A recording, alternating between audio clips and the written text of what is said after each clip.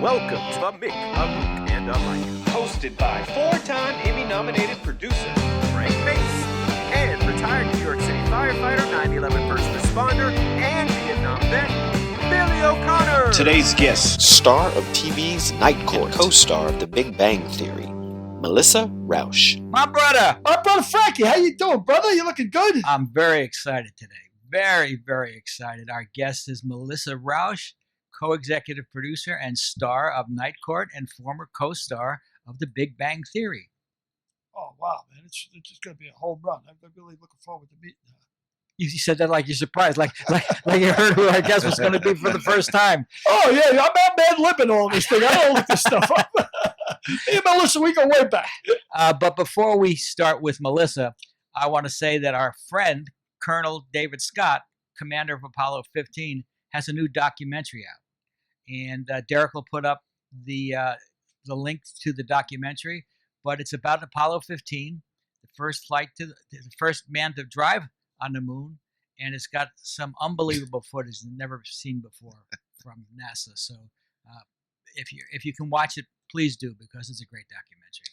He was a brilliant guest that we had, David Scott. You know, one of the things that really amazed me when I asked him, I said, were you nervous when you were on the moon? And he looked at me like I was from outer space. He said to me, nervous? I've never been nervous in my life about anything. And I said, well, I guess if you kind of drives on the moon, you wouldn't be. And then I asked him the rush. I said, to look at the Earth. When you're on the moon and you're looking at the Earth. I said, what a rush that must be. He goes, yeah, it's exciting. I said, was it the most, I won't say nervous, was the most excited you've ever been? And he said, no, not really. He said, because when he went to the moon, there were so many people involved in down below, putting him there. He said, when he was a fighter pilot, it was all him, and man, it really put perspective on it. Yeah. Well, he's a great fella, and I think you'll really like the movie. And he's got some great music also. He's got Paul Simon's music in it. It's a terrific, terrific documentary. I urge everyone to see it. But speaking of terrific people, let's get Melissa Roush on the phone. Yeah, I'll get her on the phone, but I do have a question. Yes, sir. When you're hanging out with David, Commander. Yeah. What do you guys talk about?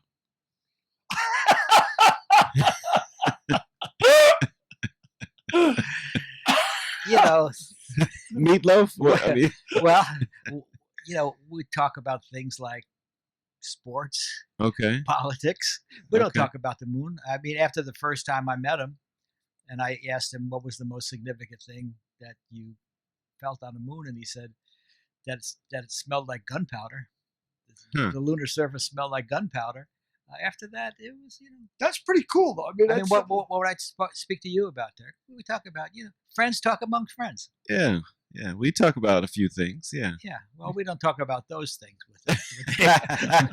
with David. But I remember when he told us, his wife had told us, the only thing is when you're dress him as commander. And I said, well, I think he's earned that. I mean, it definitely earns that. I mean, that's no problem. I vacillate between commander and David and colonel.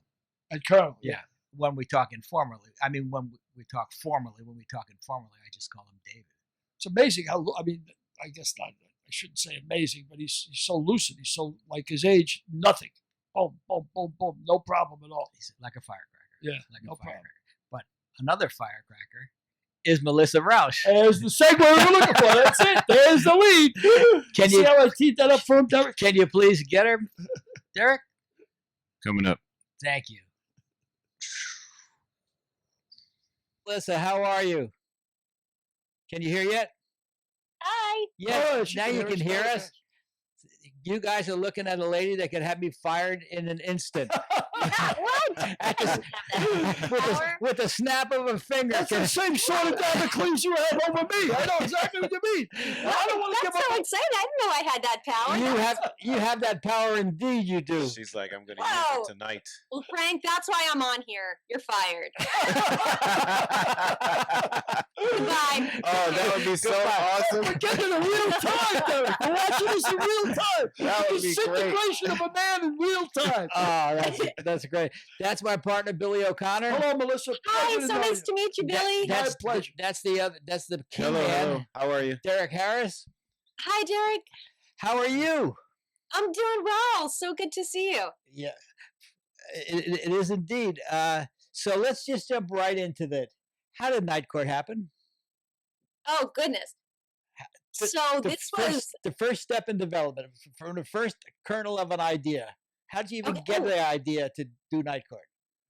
It came out of a conversation with this wonderful friend of mine who's also a fantastic manager. Her name is Christy Smith.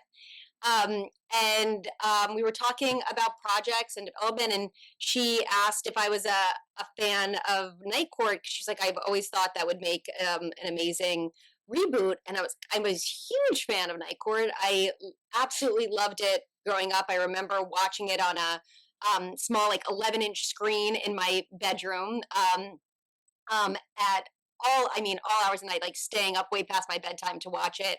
And very, very vivid memories of watching it with my parents. My parents saying to me, cover your ears, over jokes that I'm sure were going over my head. And then we were just so excited about the idea and sort of ran with it. And then I spoke to Winston, who is my husband and producing partner, not necessarily in that order. And we, oh, I'm so sorry. I'm just seeing, oh, there you are. Okay. I was just seeing my, Yeah. sorry, hi again. Yeah, we have so to. we, We have to actually. You're going to look at yourself a lot, so apologies for that. oh, got it. Yeah, Okay. yeah. All right. Awesome. Okay, Yeah. so then I had a production deal at Warner Brothers, which was why Christy and I were having that conversation. She knew that I was set up at Warner Brothers and wanting to produce.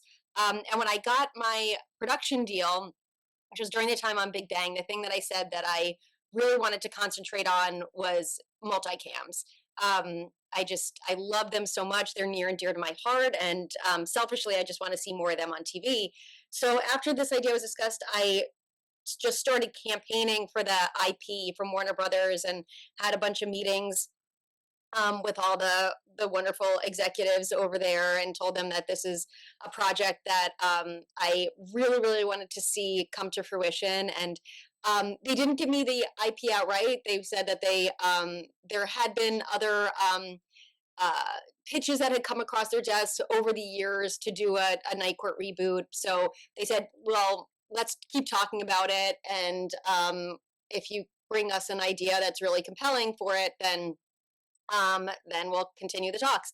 So after several lunches and meetings about it, we then just started to get the pitch together. And Christy actually represents Dan Rubin, who is our showrunner, and she said, "I think you guys should meet. She's like, I think he'd be a good showrunner for this." We had a meeting. This was goodness, like early 2000 or late 2019, I think at this point. Wow. We had a meeting. We discussed the show, and I told him how much the show had meant to me growing up, and just some ideas that we had for what this could be. I think in that conversation we talked about having it be Harry's daughter who came in, and then we obviously, like, one of the things that we thought would be amazing would be to have Dan Fielding return, which was at the time a very pie in the sky idea. And then from there, it just became trying to get John on board. We reached out to his representation and had a lot of talks with him, to which he originally said no. He said that didn't think it was something that he wanted to do, but he left the door this much open to continue those talks. So I continued to bug him for months on end with different ideas, and Dan and I and Winston brainstormed different ideas of what this could be, and then we just continued to have several meetings with him, and he slowly warmed up to the idea. I at that point was just going to be behind the camera producing. I was not going to be starring as Harry's daughter. And John kept on asking me about that part and saying, would you consider it? And I kept saying, no, I think I'm just going to stay behind the camera on this one. But as we developed it and it was over the course of the pandemic, so everything was over Zoom and over the phone, and a friendship really developed with John, and then he agreed to pitch it with us, and we then pitched a show. We were very happy that it landed at NBC, the original home of Night Court, and then at that point, it was right before NBC agreed to pick it up. There was talks of if I was going to join or not, and at that point, I remember reading the pilot script in my kitchen, and for the first time, started reading the words out loud. And I was like, oh, if this script came to me as an actor, I would be jumping on it to play this part. Like, what am I doing? And Winston said to me, he's like, this, and Winston said those words to me. He's like, if this came to you, because at that point, I kept on, I had some other projects set up that I was planning to do development-wise for myself. And Winston said, he's like, this is exactly what you would look for in a part. And Dan had done such a great job with the pilot script, and then I was thinking about saying these lines and how much fun they would be to how much fun that scene would be to do with John. And then I thought about sitting behind the camera watching another actor get to do those scenes with John. And I'm not really driven by jealousy. It's not necessarily my go-to emotion. I really do like to keep my eyes on my own paper, but there was the thought of, oh, I'm going to be kicking myself for years to come if this goes, that I didn't get the chance to work opposite John in this capacity. So then I said, I'm going to throw my hat in the ring and play Abby. And I remember when I called John to tell him that I was going to do it, because he was still very much, he was wonderful in the development process and had so many amazing ideas about how we're going to bring Dan back. But he was still, I think, maybe saying like, oh, maybe there's a chance that this wouldn't happen. And I think he would have, as he says, he would have been okay with that. And then I called him to say that I was doing it. And I think his words to me was, oh, fuck you. Knowing that, I was then going to definitely force him to do it. And I'm so glad that I made that decision. And that's a very, very long answer to that question. That's good. That's a great answer, though. So you play Harry Anderson's daughter, Harry Anderson, who played the lead role in the original, and he was a magician, right? Harry. He was, yes. Harry was a magician, and your name is Abby Stone, but what is Abby short for? Abby is short for abracadabra. Oh, really? I immediately thought Abigail, but no, it's abracadabra. It's abracadabra. I got a quick question for you. I loved when our writers came up with that. I thought it was just brilliant. That is brilliant.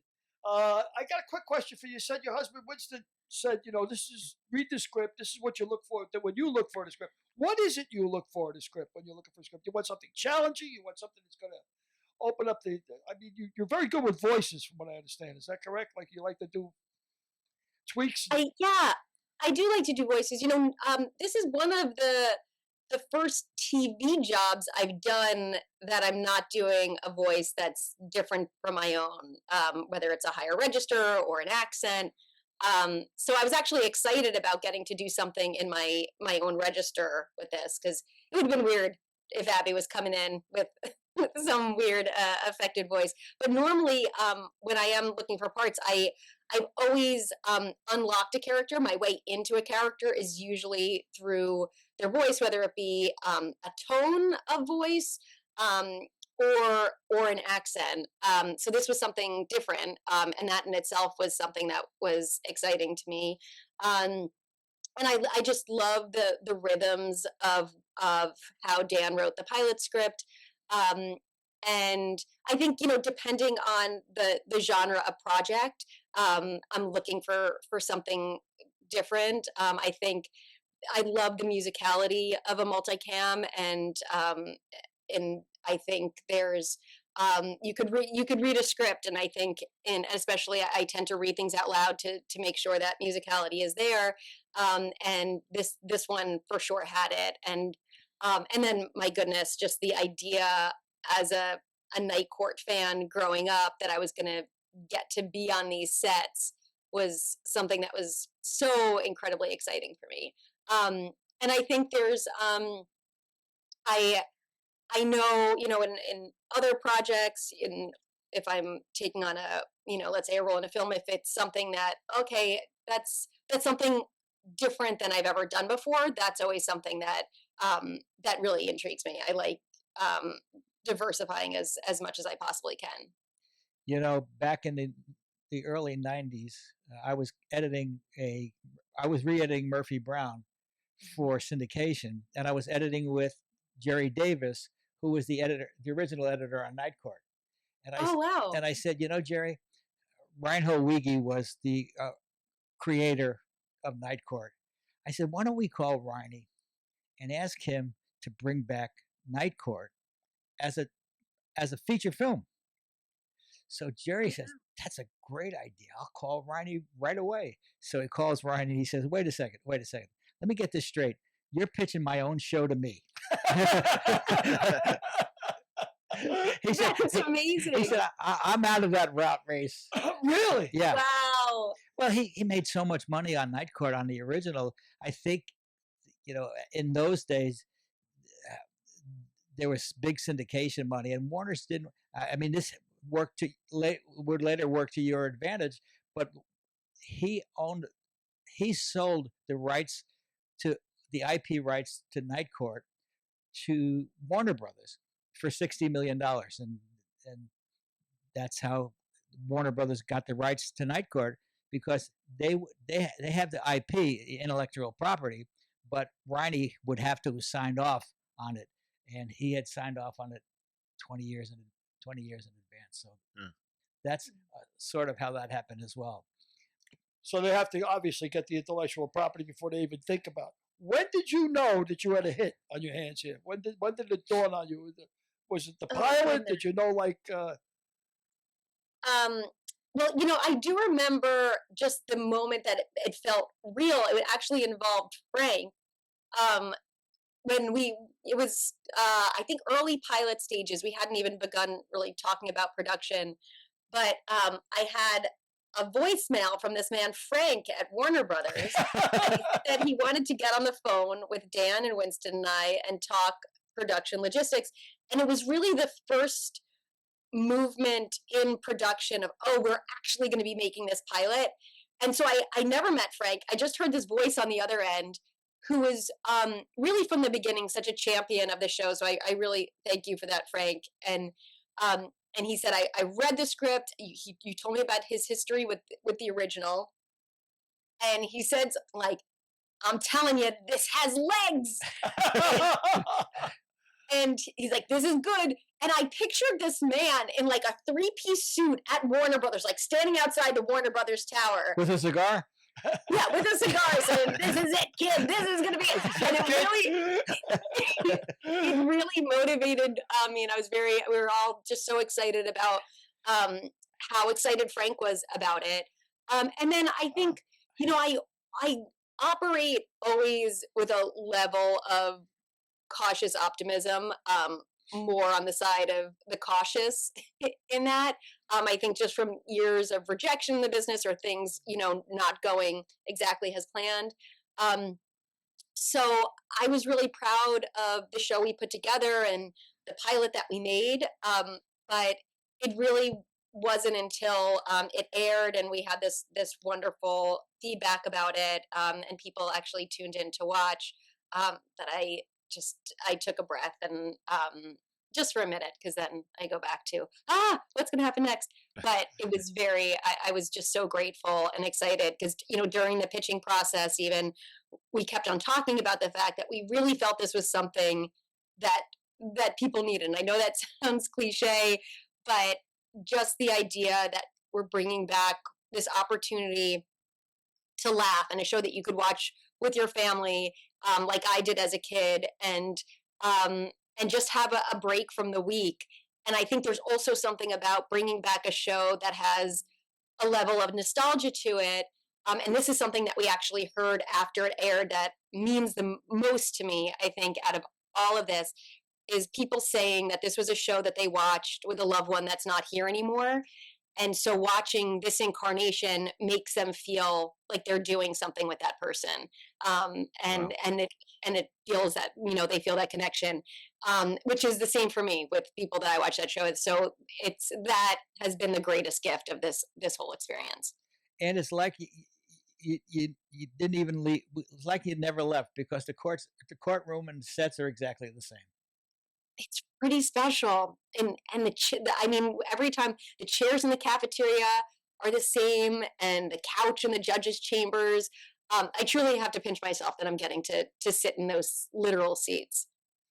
Let me ask the both of you: are any of the original writers back from the original show? None of the writers, just all new writers, right? Yeah, I think all the original writers are dead. Dead. Yeah. We sometimes do a seance. Yeah. So there's no sense asking if they're getting residuals from the show or anything. They're dead.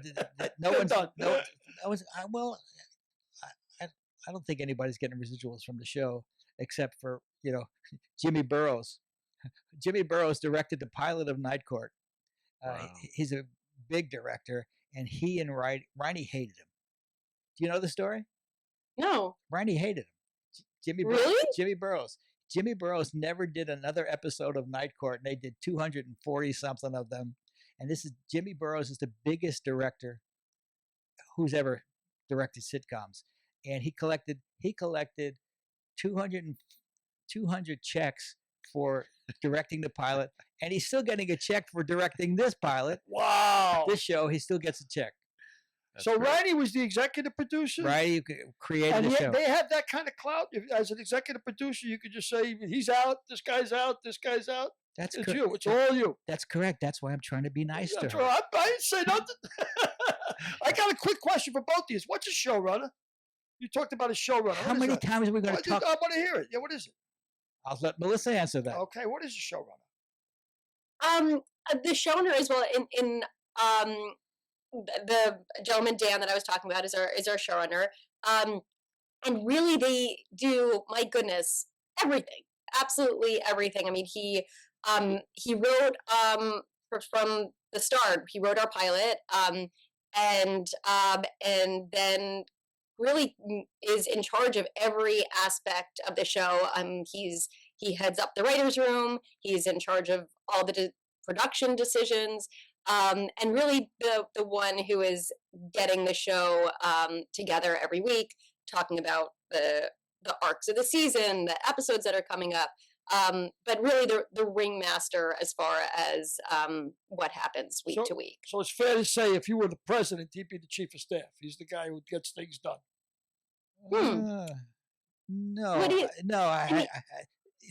In this case, Melissa's an executive producer, Winston's an executive producer, and Dan's an executive producer. So Melissa and John's an executive producer now. It's season 2. But in this case, since usually the head writer, executive producer is the showrunner, but since Melissa brought the show and Winston brought the show to Dan, they are 3 co-presidents. Okay. Because whenever there is a major decision to be made on behalf of the show, Dan doesn't make it arbitrarily. Dan's got to consult with, see what Melissa thinks, see what Winston thinks, and see what John Larroquette thinks. And collectively, they make a decision. So in that case, they're like a 4-headed president, so to speak. So that's okay, cool. Let's say when you the term itself, which makes presidential pantsuits really complicated. Totally. So Melissa, let's go back to Big Bang Theory. You were first recurring in season 3. How did that? So does that mean that you were on trial on season 3, and then you scored so big that you became a regular in season 4? Yeah, I mean, honestly, it was supposed to be just a 1-week job, and I'm so grateful that I came in just thinking it was a 1-week job, because I don't know, if I had the pressure on me that, oh my gosh, this could turn into the job that it turned into, I don't know that I would have been able to hold it together, knowing what it ended up becoming. So I got the job during a time that was really, really tough. I had just been to the unemployment office. I wasn't getting auditions. And I'm not really good at being a squeaky wheel. Even though my voice ended up being very squeaky on Big Bang, I very much have, in that time when I wasn't getting auditions, I was having a hard time just trying, calling my agent saying, "Hey, remember me? Can you send me out? I'm totally broke." And the week before, I was talking to Winston, and we were really just, it was getting to the point where we were like looking for, pennies under the couch. And I got up the courage to call my agent and say, "Please just send me out for anything. I haven't been out in months and months." And he said, "It's really slow right now. We'll see what happens." And then that night I got an audition for the guest star on Big Bang. And I always think if I didn't call that day, I don't know that would have happened. And I'm so grateful that I did. And I went into the audition for the guest star, and it said, just Howard's girlfriend. And they didn't fully, but I think they said that they wanted it to be a sort of, I knew she was a microbiologist and a Catholic girl. And then that was really it. But it was just so well written. I was so excited about it. But there was just so many girls there. I just didn't think in a million years it would happen. How did the voice come about? I was on the phone with my mom, who talks very, very similar to Bernadette, except with a Jersey accent. And so her voice is in my head right before I went in, and I wasn't really planning on it. But then when I went in and saw that there was so many other actors there, I just decided to take a chance to differentiate myself a bit. And and then Nikki Valco and Ken Miller took a chance on me to bring me back to read for the producers the next day. And then I went in for that week to do the show. I was so excited. I was a fan of the show. It was a show my parents loved, and they were so excited. And everyone was just so warm and welcoming from the beginning. But I thought I was just going to be there that week, so I was just enjoying the time I had there, and so grateful for the job and for the paycheck that week. Did you do the voice when you came in to see Chuck? You did the voice. You did the exact same thing that in the first audition that you did the second. Right? I did, and I had prop glasses also, and the casting had told my agents make sure she brings the glasses again and does the exact same thing. The only thing I did differently, and I don't know what happened, I think because I was trying to do my mother's voice, but also dropping the Jersey accent, because I've always imitated my mother, but I hadn't ever imitated her without the Jersey accent. So I think in dropping her accent, I did something weird on one of the lines. Instead of saying about, I said, and with a bit of a Canadian accent. Sure. And after I was done, Chuck said, "Are you Canadian?" And I said, "No, I'm not. I'm just, it just came out a boot for some reason." A boot. Well, I tell you what. So they started writing. How long between the first episode and the second did you do the second episode? During my first episode, I remember being in my dressing room, and it was during the tape night for that I got a call from my agent, said they're pinning you for a couple more, which I was over the moon about. And so then I came back and I did a couple more that season. And I can't remember exactly how many I ended up doing that season. And then there was a bit of a break because I was working on True Blood on HBO. And then I had, they brought me back as recurring. And then I had auditioned for a procedural show on CBS. And I found out later what happened was that I was about to get the job on that show as a series regular job, and they checked with Chuck knowing that I had been recurring on Big Bang, and asked him, "Are you planning to keep recurring her, because we're about to book her as a series regular on this 1 hour?" And then Chuck said, like, Chuck basically called dibs and said, "We're going to give her a series regular position on Big Bang." And And then for and six then that more, happened. for seasons 4 through 10, you were a regular. That was, Mhm. and it changed It your felt life. Changed your Yeah. life, I would say. Absolutely life changing to be there for, close to a decade, and everyone just became my family. And I'm so indebted to Chuck and to Bill and to Steve, both Steve Maloro and Steve Howell. They are truly my family for life, and it was the time of my life. I don't think there was a day that I came to that set that I wasn't eternally grateful. Still, when I get to drive on to that lot, it's everything I dreamed of as a kid, And you and it doesn't get old. and you're driving on in a different car than you drove on to do that first thing, a guest star spot. That is true. Although I waited a really long time to upgrade from my beat up car, a very, very, very long time. I remember I even got because I'm, like I said, I'm so cautiously optimistic that I'm like, I don't know how long I'm going to be here.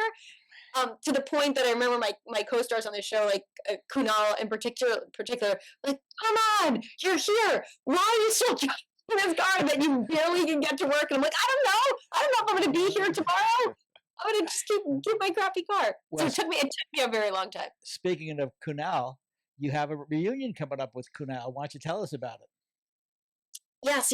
So we're very, very excited. Kunal joins us on Night Court. And it was just an absolutely magical dream to get to work with him again.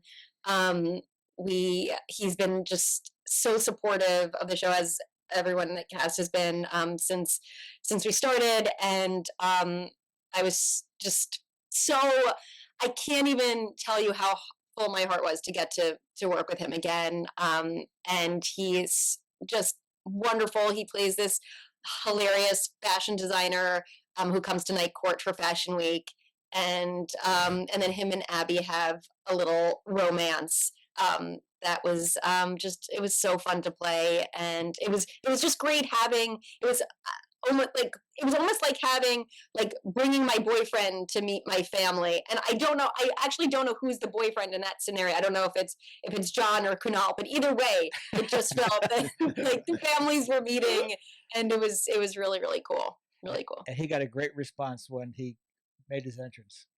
Oh my gosh, the audience went wild. It was everything that I could imagine being. He and just getting to work opposite of him again was just so fun. It was just like old times. He's like my brother, and it was really special to have that time with him. And the writers did such a wonderful job in crafting this role for him. And I hope we get to do it again. He had so much fun and said he'd love to come back. So hopefully that will be able to make that happen. So how did you get started in acting?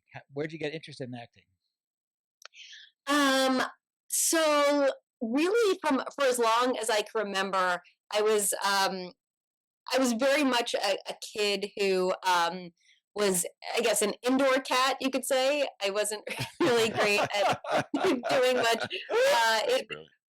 anything outside the house. But and I just loved TV also for as long as I can remember. And I was very much a shy kid.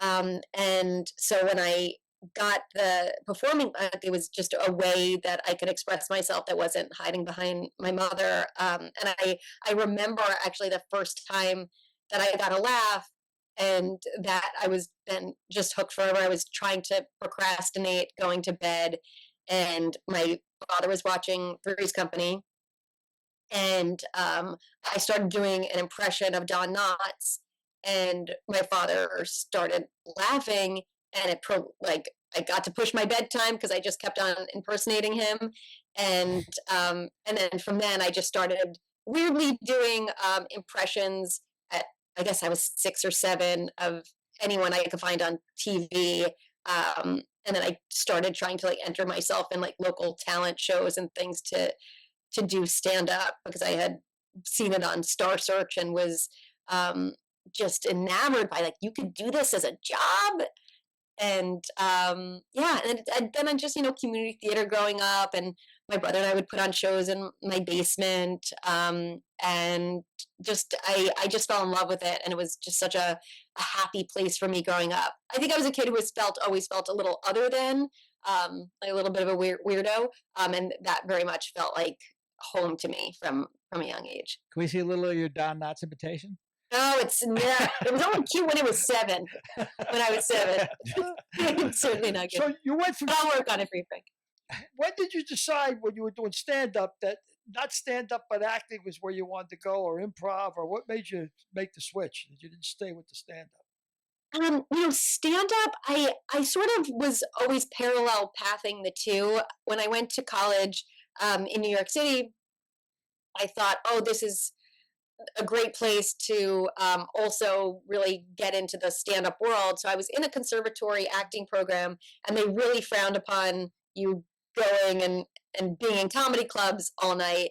But it was, I just found so much joy in it, and they ended up getting on board for it later. But it was really my way of, and especially even after college and when I started auditioning, what I loved about stand-up is, I think as an actor, the business is so tied to your heart. So when you're getting rejected and not getting the roles you want, not getting the chance to perform, it can cause a real sadness in that heart.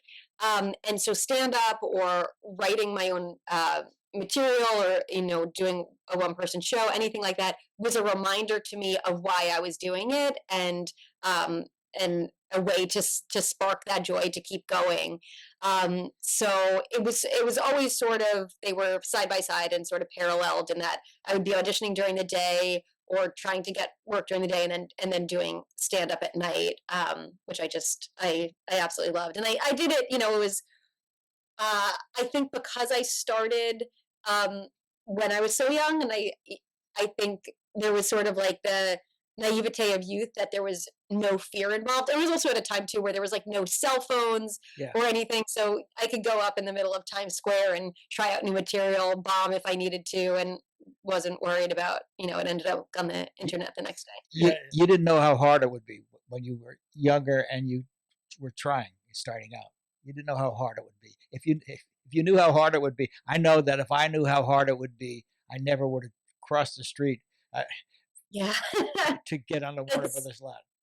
Oh my goodness, that's so true. I'm very grateful for that. And I think I remember just being in the back of the restaurant that I was waiting tables at on a payphone, because I couldn't afford my cell phone bill at the time. And I called my mother, who had my parents were amazing in that they just said, follow your dreams. There's no job security in anything. Do what you love. And I remember calling her from the back of this sports bar I was working at, crying and saying, why did you let me follow my dreams? I was terrible parenting. This is awful. Yeah.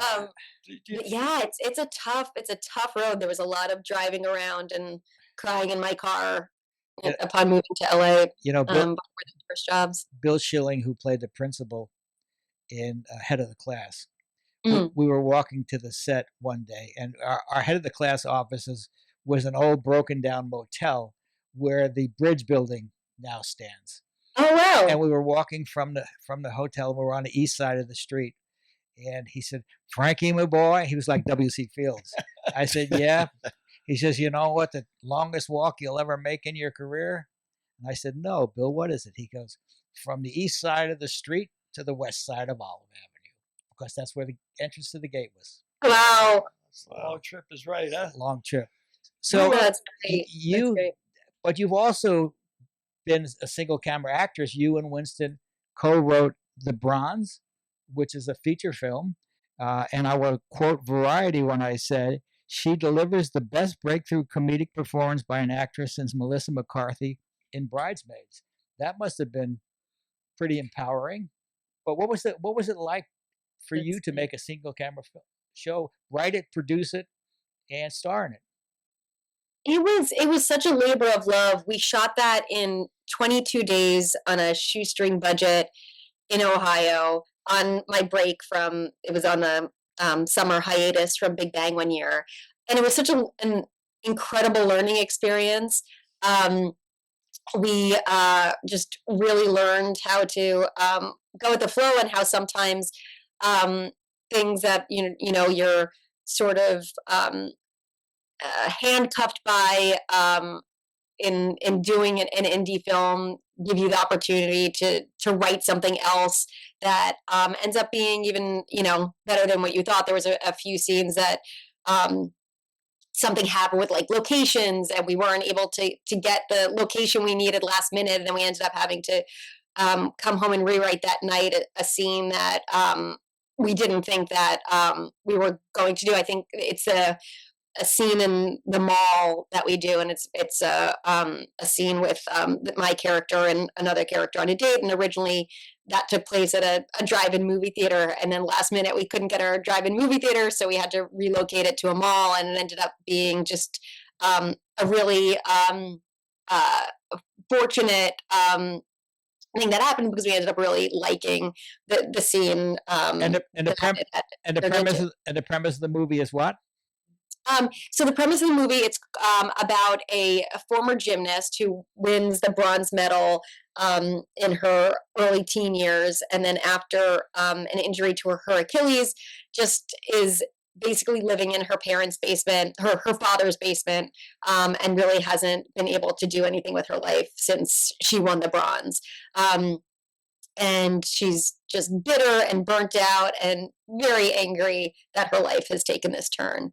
It was a really wonderful experience to make that movie, and we got to premiere at the opening night of Sundance, which was also a really special moment, and it was really cool. It was really cool. It was very much a passion project. Did you use your improv a lot in the movie? I did a little bit, but because we were on such a strict timeline, we were having to do sometimes just one take per scene because we had such limited time. Winston and I were pretty specific about what we had already written, that we were just going to stick to that. If there was anything that I wanted to tweak on the go, I would, but pretty much everything was as scripted, and which was, and sometimes even when I am writing something, I will improvise and then write down what I wrote. So it was sort of a mashup of the two, but on set, there wasn't as much just because of time. What's your favorite hat, Melissa? Like you produce, you write, you act, and you didn't really want to act in Night Court. You didn't really want to do the bit. You wanted to stay behind the camera. So my answer, my own question, you rather produce or do you direct as well? Is it? I have directed a little bit, never for TV, but I definitely think acting is where my heart is and where my passion is. I've learned a lot on the producing side of things and learning still on a daily basis. But I think that the joy comes from acting for sure. Melissa is 4 words away from being a director, and those 4 words are, I want to direct. That's really, that's amazing. As soon as she said, as soon as she says, I want to direct, she'll be directing Night Court. I would love to. I've said it in the privacy of my own home. There you go. Our audience we got an exclusive here. She might be directing Night Court. That's so it is. But Frank always talks, when we wrote If These Lips Could Talk, Frank's biography. Which you guys did such a wonderful job with. Well, thank you very much. It's really great to hear. But one of the things he stresses is the diversity. If you're going to get in this business, you got to be able to do whatever it takes to make it. It's like whether you're a gopher or whether you're a director, whether you want to produce, learn the business, learn every aspect of the business. Right? I mean, that's it. And you seem like a force. You're going to co-wrote, you're going to co-produce, you're going to do whatever it takes to get. You're not going to sit around waiting for your doorbell to ring. She's a 4'11" force of nature. Thank you, Frank. Yeah, that's pretty remarkable. I was reading it. I mean, you're not waiting for the doorbell to ring. You're out there doing it, And would you consider your big break? Was it the best week ever? Would you say that was your best, your first shot? It was definitely I think that was something early on that gave me a a boost of confidence at the time.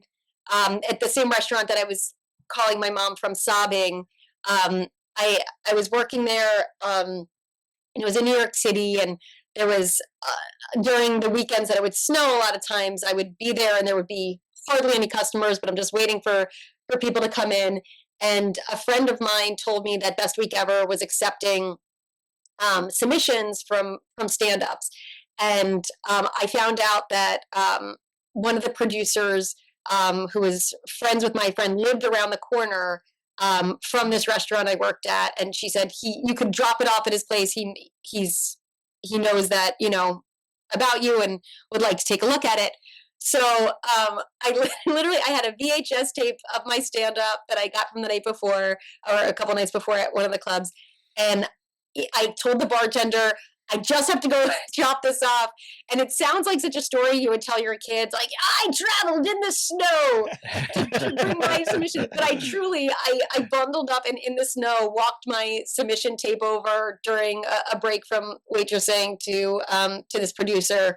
And then they called me in the next week, and it was just something that became a little bit more steady. I would go in once a week, and they would say, here are the topics that we're going to be making jokes about this week. And it was also a really great exercise too as a writer, because they would give you the topics of the week that you would make fun of, and so then you would write out your jokes and then go in the next day and sort of talking head style, go on camera, and you'd sort of do whatever jokes you had, and some would make the cut and some wouldn't.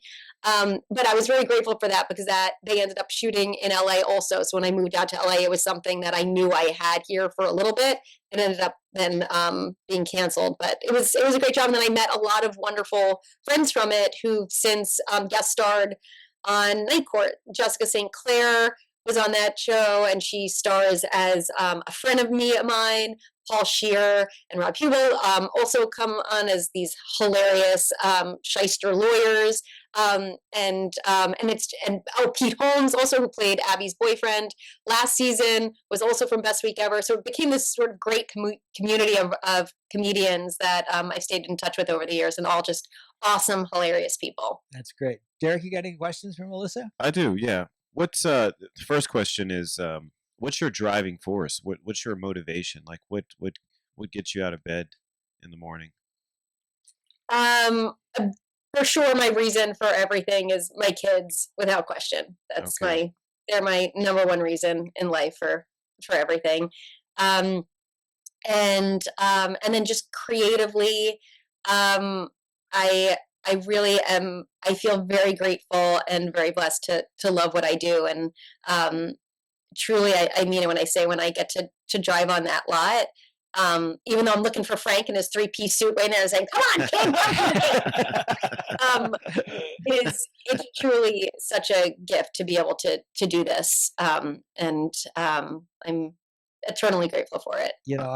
When we were doing the pilot, it was everything I kept debating internally, because I produced 700 episodes of television myself. I said, do you want to go to Sue and ask her if you could produce this?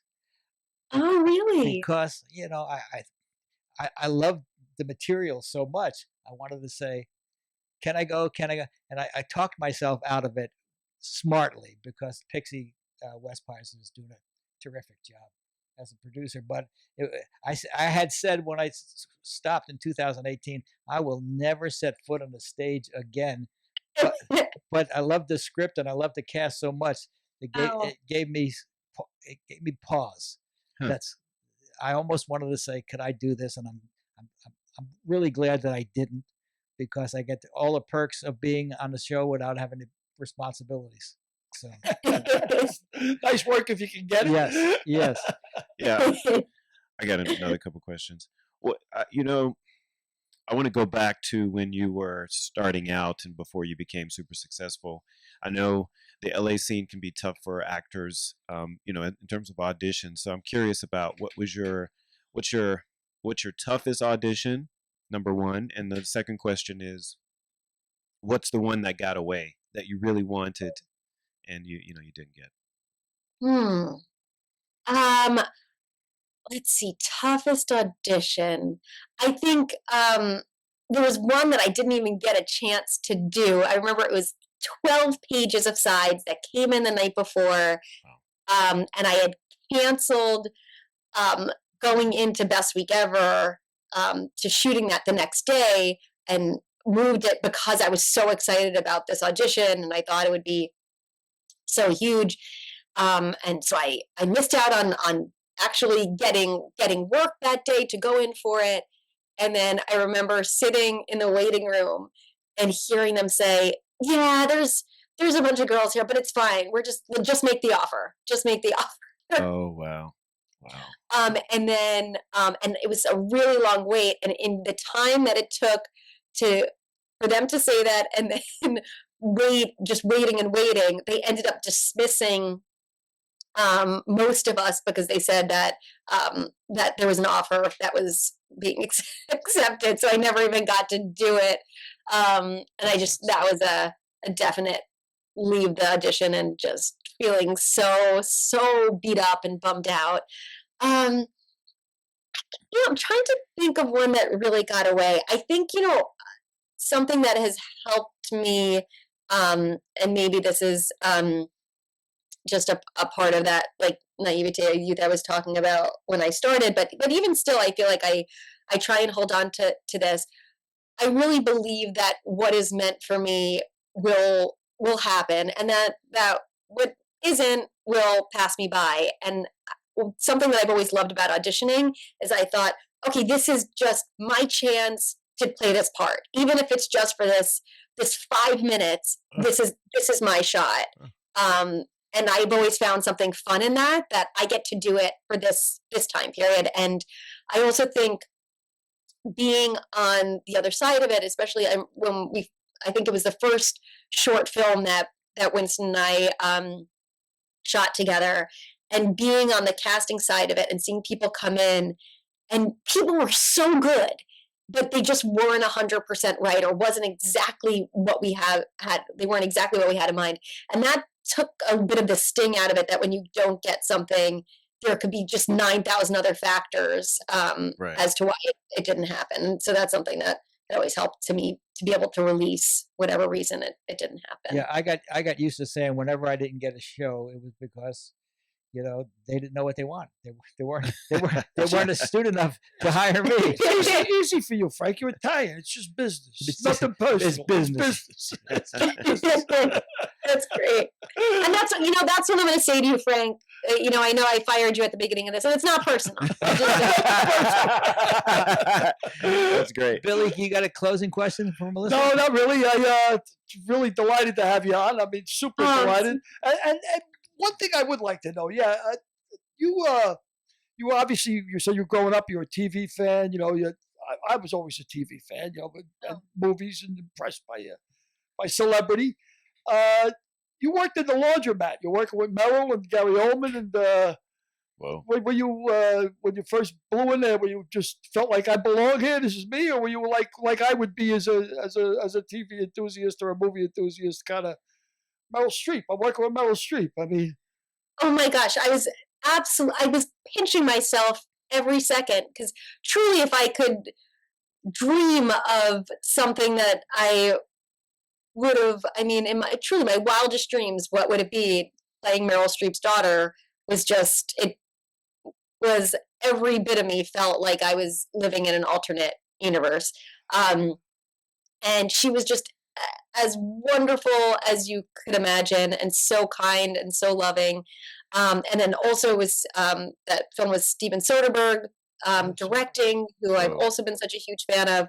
It was a huge out-of-body experience, and very much I think I was also early motherhood when I did it, so I was also in some sleep deprivation, which definitely helped me not being so nervous, because it was just sort of fight or flight. I gotta just do my job, and it was really exciting. And I had heard such wonderful things about Meryl Streep, because Simon, who I worked on Big Bang with, who played Howard, had just worked with her not too long before on Lawrence Foster Jenkins, and he had just spoken so incredibly highly of her. So it was nice also to know going in, just not only what I've seen over the years about how incredible she is, but to know just firsthand that he was like, you're gonna have a blast. Yeah, That's great. It's terrific. Great story. I got one more question before you go. So, you're talented. I'm curious, if you're not doing this, what else could you do? If you're not in the industry at all, what else could you do? Oh, goodness. I know the answer for me is nothing.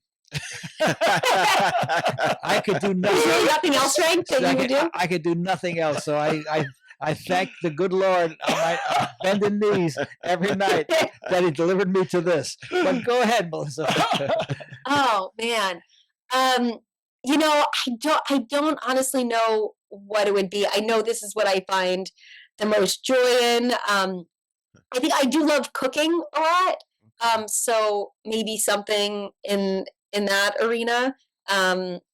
Maybe something with. Yeah, you'd have a cooking show. I know you. Right. Yeah. Yeah, maybe Cooking with Melissa. There we go. That's my next. Marinating with Melissa. Marinating with Melissa. Oh, Listen to the alliteration. You see that? That's all right. Look at that alliteration.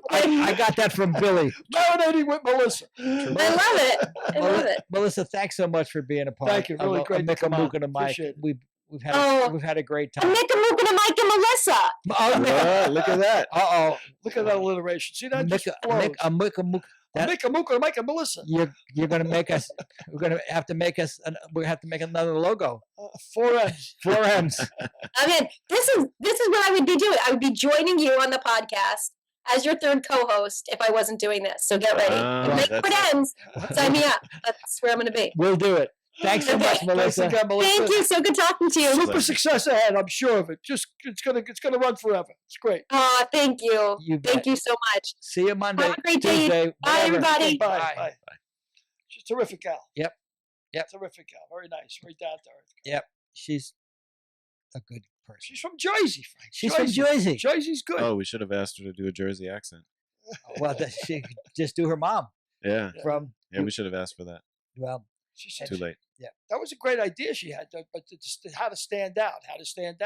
She did the voice. Yeah, you got to make yourself distinctive. You got to make yourself memorable. Unique. Well, speaking of unique, we got Cowboy Joe West, Umpire Joe West on the line next. So, Derek, can we go to Joe West and get his wit and wisdom of Joe West? Oh, I can't wait. New stories. It's going to be great. Uncle Joe. You see the master Uncle of the segue? Joey. You see the segues? Oh, yeah, he's the man. He's unbelievable with the segues. Derek, can you get Joe West on for us? He's on. He's on? Yeah. How long has he been on? He's been on for, 5 How long seconds. have you been asleep? We're done with this segment, Frank. I know where you're coming in from. Happy New Year. Happy New Year. Happy New Year, Joey boy. Good to see you. Good to see you. Look, you look so coiffed. You got a new haircut. You got a different haircut. You got a new haircut. I've been all over the Midwest since I saw you guys last. We went to St. Louis and we went to Nashville. Oh, nice. It's been a lot of fun. You didn't hit any of that snow, did you? None of that snow in the Midwest. No. We got by that before it got there. So you didn't. We were pretty lucky with the weather. So even the weather was good in St. Louis for Christmas. So Joe, let me ask you. Talk to me about Nashville. What do you think about Nashville? Like, what does a guy like you do in Nashville? Gets on stage. He's Country Joe West. What's the matter with you? Yeah. Have you ever seen the show? Well, maybe I want to know. I want to know the behind the scenes. There you go. Well, there was a girl there named Pam Miller. She has her own band and everything. She got real mad at me because Rita and I didn't make the Christmas party because of my knee surgery. So she was chewing my ass out for not being there to help her sing that song, "You're the Reason God Made Oklahoma." And so she's called a couple of times and told everybody, he better be here for New Year's. So we stopped by this place called John A's, which is where Randy Travis was the dishwasher. Wow. actually, Mr. Hobbs, who used to own that place, his first two waitresses, I think, were Lori Morgan and Tanya Tucker, and his dishwasher was Randy Travis. And he used to get all three of them up and sing with the house band when they were done serving dinner. And so they all started right there. He was a long time guy on the country music scene. And this lady asked him one day, said, I'd like to sponsor Randy. And he said, well, go ahead.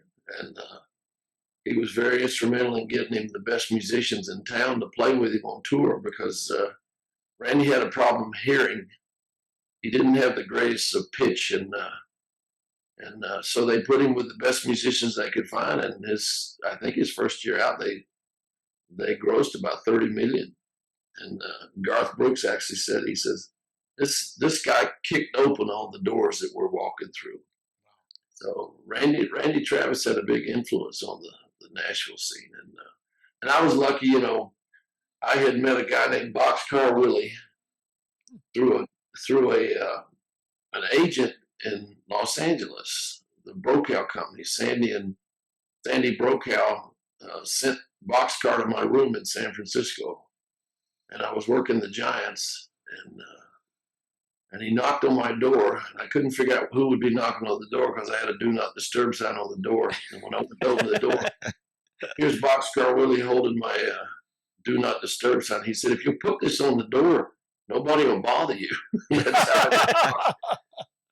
So anyway, Boxcar introduced me to the Hobbs family, and that's where it all started. And I'll never forget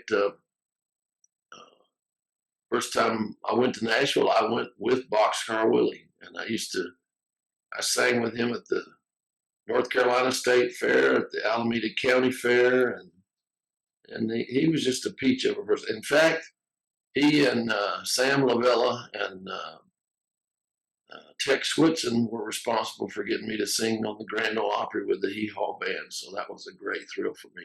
That's great. Pursuant to Derek's question, let's say myself, Billy O'Connor, and Derek Harris are going to Nashville for the first time. What would you say we should see? Oh, there's so much there that you couldn't see it all in a week. But I would suggest that I call the Hobbs family and have them show you around, because they're out by the Opryland Hotel.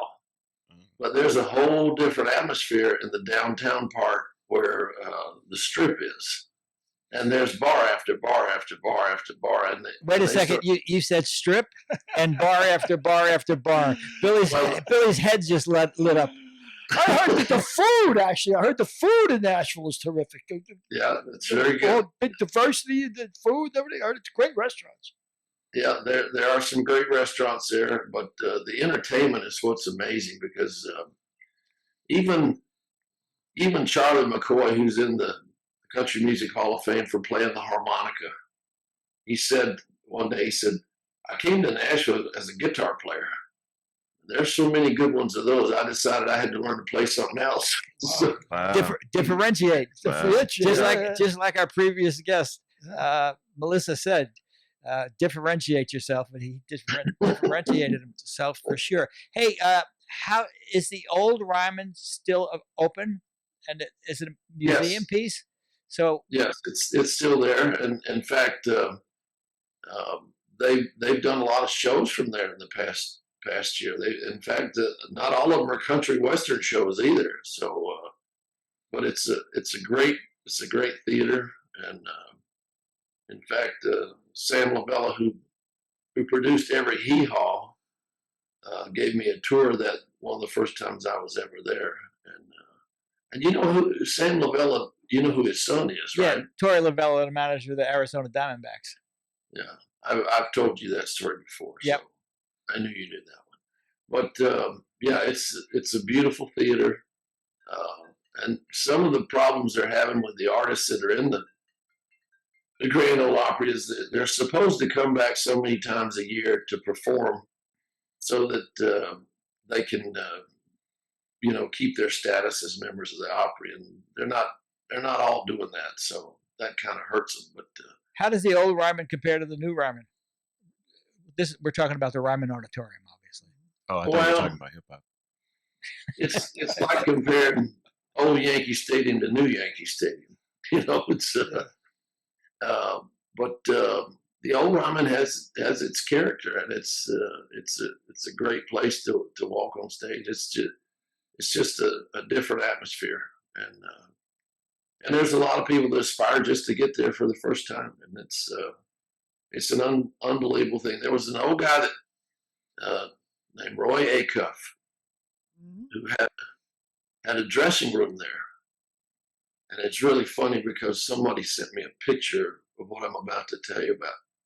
So Boxcar took me to meet Roy Acuff, and I gave Roy Acuff a copy of my first vinyl album, and he hung it up in his room.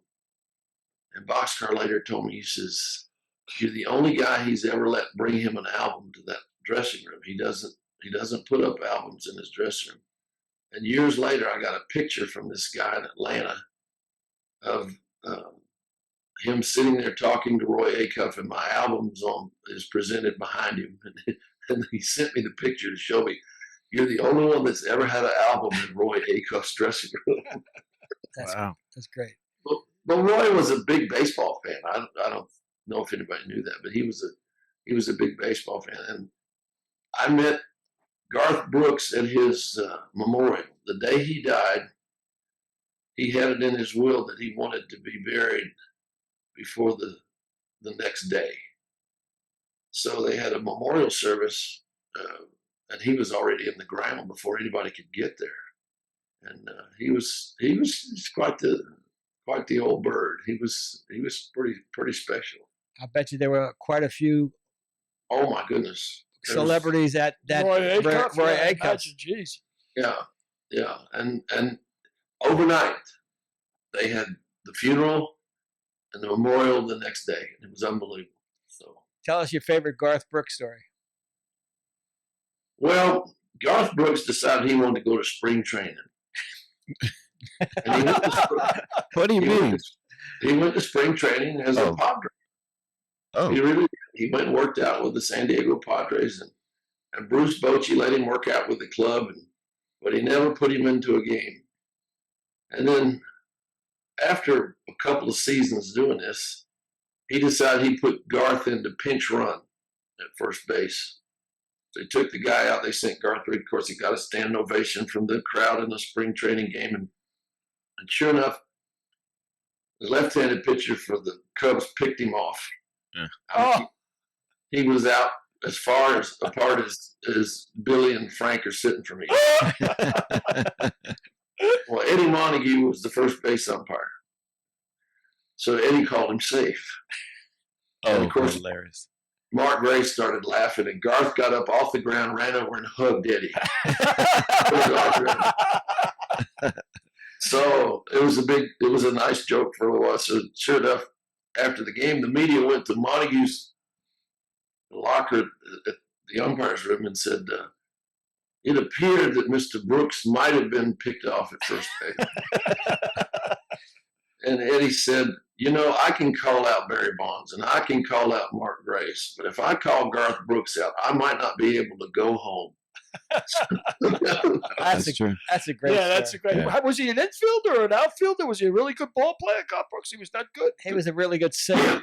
Oh, I know that. I mean, That's why he was playing it. I know that. I just want to know if he was an infielder or an outfielder. He was a pinch runner. And he He was there for 2 years. He wasn't a pinch runner for 2 years. Yes, he was. What kind of ability did he have? Did he have college ability? Did he have high school That's what I'm ability? trying to find That's out. what Billy's trying to find out. I don't think anybody knows what kind of ability he had, other than he did a lot of great covers with his guitar. So There you go, man. He was Garth Brooks. That was enough. He was Garth Brooks. That's why he was in a baseball uniform. That's good enough. and he was very smart with his marketing and stuff. If he ever sold out a venue, and he sold out quickly, he'd have another venue right behind it in the same arena. And he was one of the first people to start doing that. And I learned something from him. He would take the first 2 rows in any venue that he ever worked, the first 2 rows, whether it be a big venue, whether it was a Coliseum or whatever, it was in his contract that he got in the first 2 rows. Well, with those first 2 rows, he would give them to the help that was on the staff, the bus driver, the roadies, the people that hauled the equipment, whatever he had to do to take care of the staff. And then what was left over, he would give to a runner. And they would go into the upper echelon of wherever they were playing, or the back seats of whatever theater they were playing. And they would find usually a family of 4 who didn't look like they could really afford Garth Brooks tickets. And he would bring them down and put them in one of the first 2 rows. And the uniqueness of that is, don't you think those little kids bought every Garth Brooks record or shirt or hat? I mean, to this day. Yeah, and they still love him to this day because of what he did for them. And it was just a marketing ploy. I mean, one of the other things he did, he went to the record company. He says, I want to put out a Christmas album. And they said, oh, great, Garth Brooks singing Christmas songs. And he said, no, I want this to be a stocking stuffer. We're going to have 8 tracks, and it'll be 8 new songs. None of them will be Christmas songs. And we're going to sell them retail at $7.95. Now, this is back when CDs were over $20. If you remember when CDs first came out, they were $20 and $23 and $25 in the record stores. So the record company told him, said, we can't do that because we sell them to the record stores for more money than that. He said, I know, and you're cheating them. He told the record company, you're cheating them. He says, you're paying less than 50 cents a copy packaged because of the number that you produce. And so you're cheating the record companies when they're producing it. So I want this to be a stocking stuffer.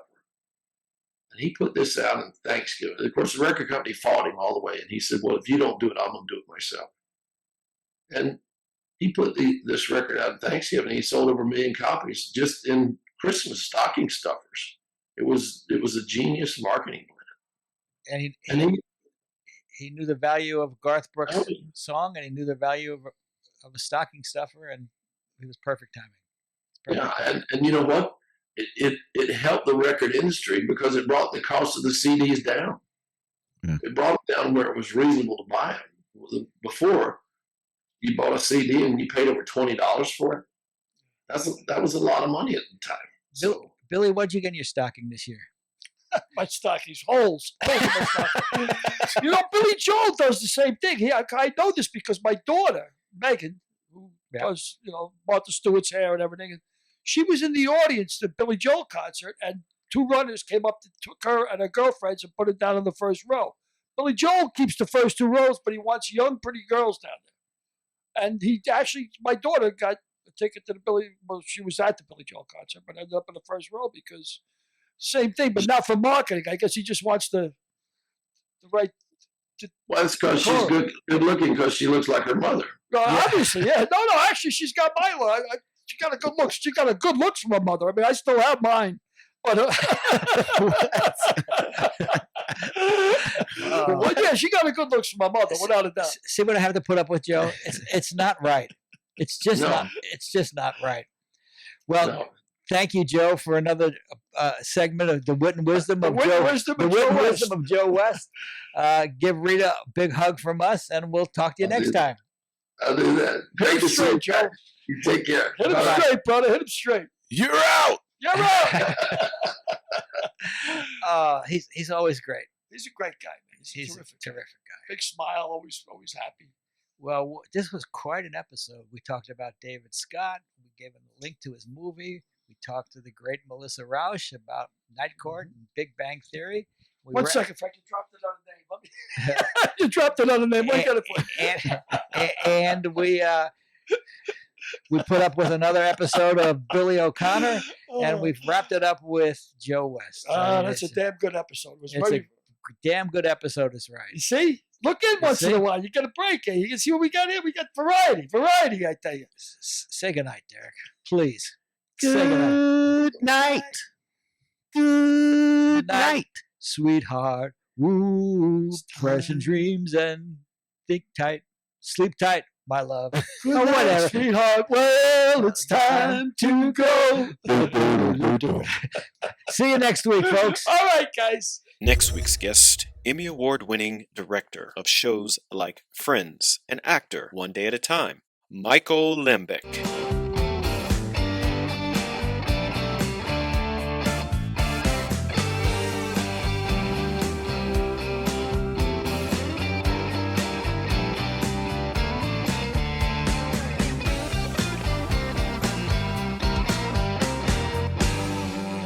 We'll see you next week.